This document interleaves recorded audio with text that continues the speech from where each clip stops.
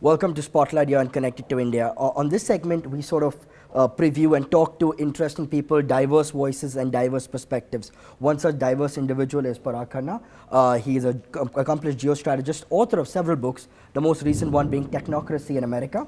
And he's spoken at several global forums, such as the World Economic Forum and TED Global.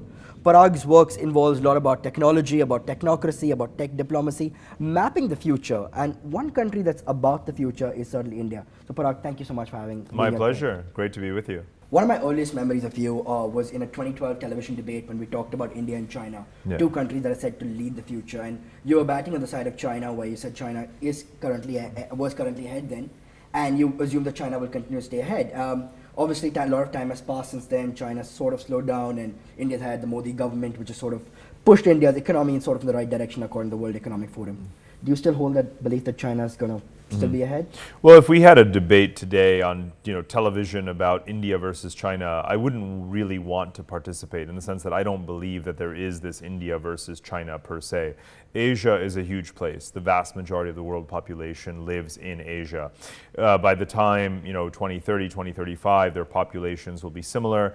The Chinese economy will probably still be substantially larger than the Indian economy.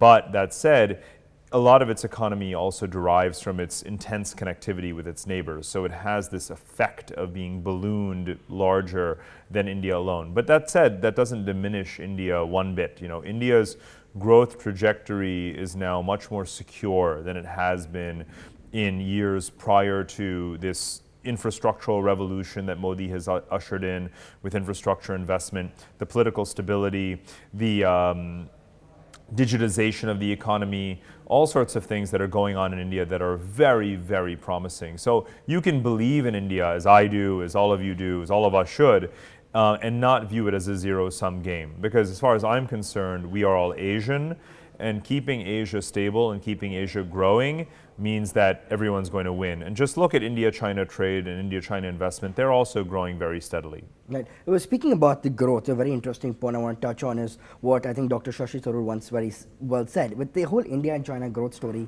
said it's sort of a very unfair comparison, because for India to grow at China's breakneck speed, you have to break a lot of necks in India. We are a fractious, noisy, rambunctious democracy. In China, what the government wants, the government gets. One road, one belt. It's done. In India, it takes a while. So, in that logic, is it sort of fair to say that the Indian government, the democracy setup that we have, despite its flaws, is still the best form given the aspirations of a large country like India as compared to the China Politburo system? Right. You can't turn India into China, right? You can try to sinify India in certain very specific ways, which are not necessarily Chinese per se. So, for example, infrastructure investment. It's not the fact that China has great infrastructure is not because it's authoritarian. There are plenty of democracies that have good infrastructure, like Germany, like Japan. It's a false political prioritization and sequencing that India has just gotten wrong. And it hasn't gotten it wrong just because it's a democracy. It's gotten it wrong because it's poor, or has been poor. Now the government has more wealth. It has more capacity to invest, and it's doing it. So doing the right thing doesn't mean that you've suddenly sacrificed democracy. So you can't change what India is. India should be messy, India should be chaotic, India should be democratic, it should be liberal, it should be vibrant in all of those ways that it is. But the point that I think we all have to agree on is that there are certain things where India should get in its own way. You shouldn't get in the way of national infrastructure, national GST, law, a foreign investment law, all of these federal sorts of initiatives that are making India a whole greater than the sum of its parts. And for the last, literally 60 plus years, 70 years, India has been fragmenting, right? Devolution is something I work on a lot. India has gone from 14 states to 29 states. That is what we call a collective action problem, right? India has had a collective action problem, and now it is collectively acting, and that, I think, is really great. Right, of course, you mentioned it, India being poor. Obviously, India had the residual impact of 200 years of colonial rule. And Right. speaking of colonial rule, I wanted to sort of segue to the UK and what's been happening in the nationalistic segment, not just the UK, but Brexit was the top story, the election of Donald Trump. And we've seen that, with governments across, in France and Germany, with talks of Marine Le Pen and, Geert Wilders in Netherlands. So there's talk of sort of a nationalistic sentiment rising. Would that put your theory of the end of the nation state theory, would that still have solid ground to stand on? I don't believe in the end of nation state. I know a lot of people think that I represent the view that the nation state is dying, but I represent the exact opposite, in fact.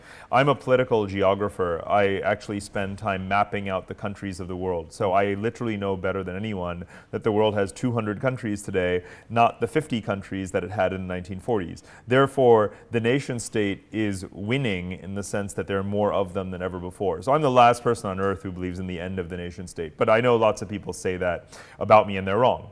The point I'm making is that the more states you have, the smaller they get, because it's a zero-sum game. I steal a mile of your territory, you've just lost a mile, right? The more states we have, the more we have to connect across them, because none of us can survive without importing or trading for food, fuel, water, technologies, capital, so forth. So we have to be more connected to each other. That's what I'm all about. I don't care if the world has 200 states or if it has 15 states or 400 states. I'm interested in the infrastructural connectivity, and that is what we need to do to optimize land, labor, capital, resources in the world. So Brexit, Trump, I mean, these are actually passing fads. They really are. History tells us that populist movements, populist governments always fail. When I look at France and I see Marine Le Pen, you know what I say? I say, please elect her, bring it on. Because as soon as she gets elected, she'll fail within a year, and no one in France will ever want a worthless populist government ever again. So as far as I'm concerned, we can either have this constant tension about the far-right movement here and Brexit there. As far as I'm concerned, fail now. Fail really hard. Really screw up, because that's what Britain has done with Brexit. And that's what France would do if it elects Marine Le Pen. And then you'll never want that kind of government again.